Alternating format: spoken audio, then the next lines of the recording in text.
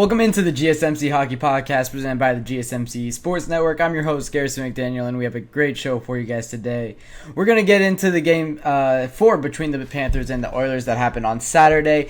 8-1 is what that finished at. There's a lot to talk about from that game, so we're going to spend the most of this podcast talking about it. Our first segment, of course, will be breaking down, as it always is, that game 4.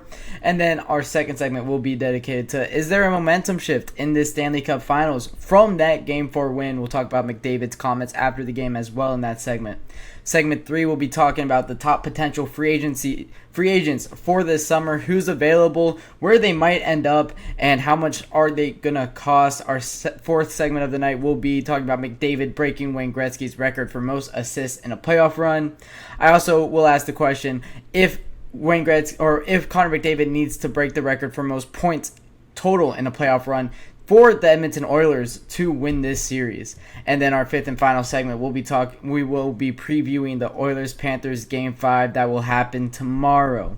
But before, as always, we get into all of that, I would love to remind you guys that if you want to support the show in any way possible, use the tips and donations link down or on the screen right now at the GSMCpodcast.net. It does go a long way to support the creators here at the GSMC Sports Network, so use the tips and donations link at GSMCpodcast.net if you want to help support us creators more.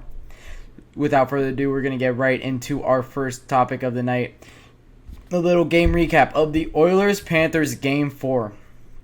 So usually in game recaps, I talk about the goals and the big momentum switches during the game, and I talk about the roller coaster of watching a live sporting event, especially the Stanley Cup Finals. Well, for this game, I think that it would end up being 30 minutes if I broke down all the goals from this game. 8-1 for the Edmonton Oilers. I mean, this was ridiculous. Truly, this was an absolutely ridiculous game. 3 goals by the Edmonton Oilers in the first period alone, 3 goals in the second period, and 2 in the third. What went wrong for the Oilers in this game? Pretty much nothing. Of course, they get on the board with a shorthanded goal from Mattias Janmark and Connor Brown. Initially watching this goal happen, I said to myself, oh no, here we go again for the Oilers. Because on Friday, if you guys watched the Friday podcast, I talked about how the Edmonton Oilers needed production from their superstars and how Leon Draisaitl and Connor McDavid needed to show up in this series and show up in this game specifically. Well, their first goal was from Mattias Janmark and Connor Brown, a pair of fourth-line players, on the penalty kill. And I really thought to myself, oh no, this is bad. This is not going to end well. Well, they get another goal from Adam Henrique, from Mattias Janmark and Mattias Ekholm. Once again, I'm questioning this. And then it's Vladimir Tarasenko that gets the 1 goal for the Panthers to make it a 2-1 game. This was midway through the first period. When this goal went in, I thought that this game was going to get scary for the Oilers. Truly, I did. I thought that this goal was a great goal from Vladimir Tarasenko. It was a tip-in from the point from a Gustav Forsling shot. And I thought that this goal really was going to propel the Panthers, as we kind of have seen. The Oilers got on the board first in that Game 3 loss, and it was just really much the Panthers from that goal that they got. But for this game, it was just different, and it was the Oilers that really, really won out there and played some fantastic hockey. This third goal by the Edmonton Oilers really let me know that this game is going to be different than the ones that I saw before. First off, the Oilers fought back after giving up a goal, which is huge for them. Something that they haven't done all series long is show that resiliency when they've given up a goal. And it's also a goal from Dylan Holloway, Leon Draisaitl, whose names I called in that Friday podcast, especially Leon Draisaitl.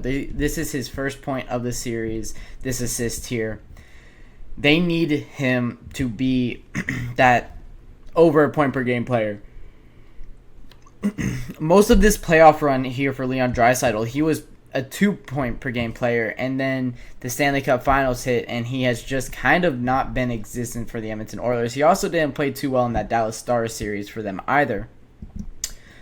So this goal for the Edmonton Oilers, where it's Dylan Holloway scoring and it's from Leon Draisaitl, is huge. It was really huge, and it let me know that, hey, this game's different than the ones that I've seen before, and it went all downhill from here.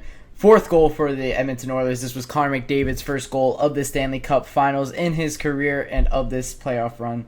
It's from Zach Hyman. It's from Evan Bouchard. Evan Bouchard gets a point as well in this on this goal, which another name I called.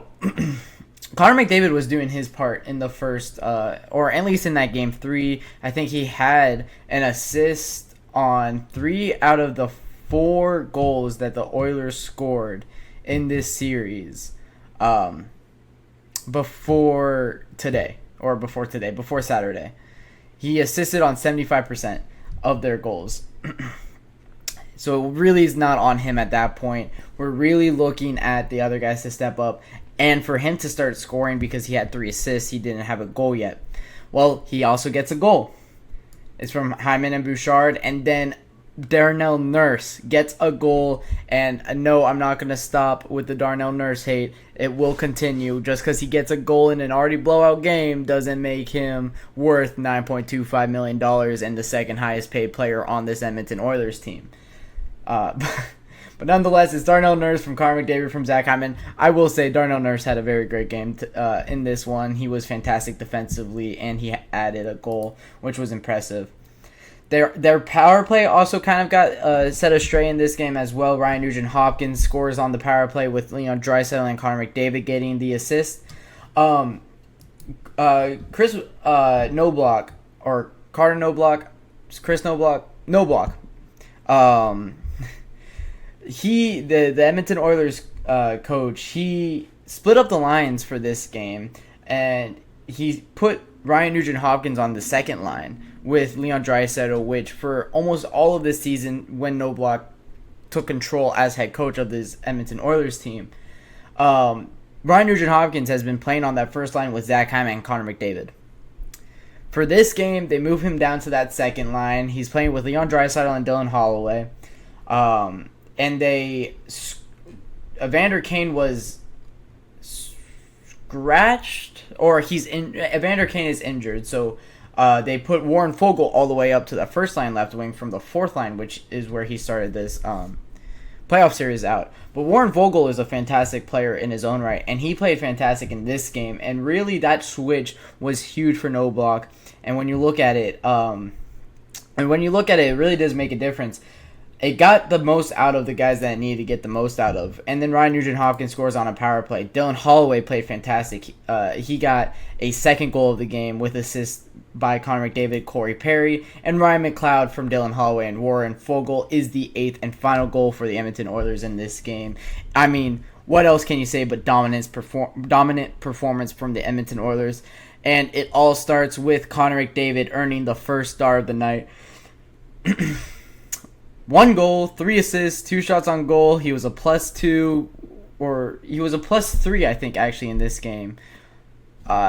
This guy was fantastic. Just truly, truly something special in this one. Breaks one of Wayne Gretzky's records. What more can you say about a Connor McDavid guy that's really trying to put his all out there? He had some comments after the game that we'll get into in this next segment that I do believe would really fire up the team behind him. Connor McDavid was fantastic. All throughout the ice, this was the game that we were looking for Connor McDavid in this series here. He is the most talented hockey player in the world. In my opinion, he is the most talented hockey player to ever step on ice. He is something special, and he shows it in this game, and we were waiting for that. 3 assists is, doubles his series tally. He now has 6 assists in this Stanley Cup Finals. 4 assists away from another Wayne Gretzky record for most assists in a single Stanley Cup Final series at 10. And Connor McDavid is definitely going to need to break some more of Wayne Gretzky's records if they want to win this series, but he is definitely primed to do so. He is a fantastic hockey player, and he really does make everybody around him so much better. It's really the production that he gets out of Zach Hyman that I look at that and I go, okay, this Connor McDavid is clearly a step above. If you're given a guy like Zach Hyman, who was definitely not a 50 goal scorer when he was in Toronto. He was more like a 20 goal scorer in his career in Toronto. You take him onto the Edmonton Oilers, put him on the line with Connor McDavid. Now he scores 50 in a season. The mark of a superstar and the mark of a fantastic player is not what he does for a game. It's what he does for his teammates around him and how he can make his team better. Connor McDavid really exemplifies that. He makes everybody around him better, and he did so in this game to the utmost degree. But for our second star of the night, it's Dylan Holloway, the young guy here for the Edmonton Oilers, former first-round draft pick by the Edmonton Oilers. A part of this core that they kind of have kept together and really built through the draft and built through, training these guys through practice and building them up to where they're at in their career. Dylan Holloway, 2 goals, 1 assist, +3, wasn't out there for a goal against. Played some fantastic two-way hockey and really played some fantastic offensive hockey. It's 2 goals for Dylan Holloway, who is getting the chance on a line with Leon Draisaitl on that second line and really showing why he needs to, why he warrants those minutes. He doesn't get really power play opportunities, but all of his production does come 5-on-5, and it's really impressive whenever he's able to do that. Dylan Holloway is a fantastic forward, and he's going to be really good for a very long time. And if he's turning out these performances in a Stanley Cup Final Series, it really makes me confident in saying that 2 goals in a Stanley Cup Finals game where your backs are against the wall is huge for the Edmonton Oilers. It really goes it goes to show the momentum switch that they're looking to get out of this series and out of this game here that they got.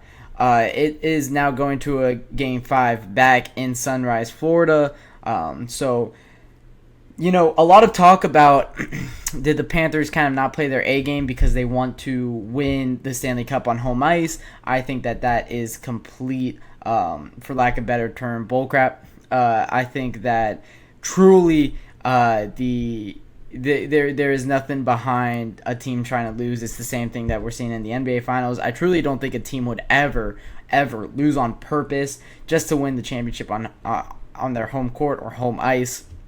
I just think that the Edmonton Oilers were better on the day, and they truly were better on the day. They were fantastic in this one in every facet of the game, defensive, goaltending. They got Sergei Bobrovsky out of the net, who we were talking about having one of the best goaltending performances in a Stanley Cup final of all time. So, pushing him out of the net was huge for the Edmonton Oilers. Just all across the ice and all across this game, it was the Edmonton Oilers dominating, and we're going to see how much this affects the series going forward. We're going to see how much this affects the series going forward. If it does, this could be a very deflating loss for Florida Panthers team that, was riding so high going into this game, and then just losing by 7 could be soul-crushing. So we'll see how this does affect them and how it does affect it going forward. But I'll wrap it up for our first segment of the night, talking about the game recap of the Oilers-Panthers. When I come back, we will be talking about whether or not this game really had that momentum shift that we're going to see in the Stanley Cup Finals, enough to make the Stanley Cup Finals results change with a 3-1 series lead now for the Florida Panthers.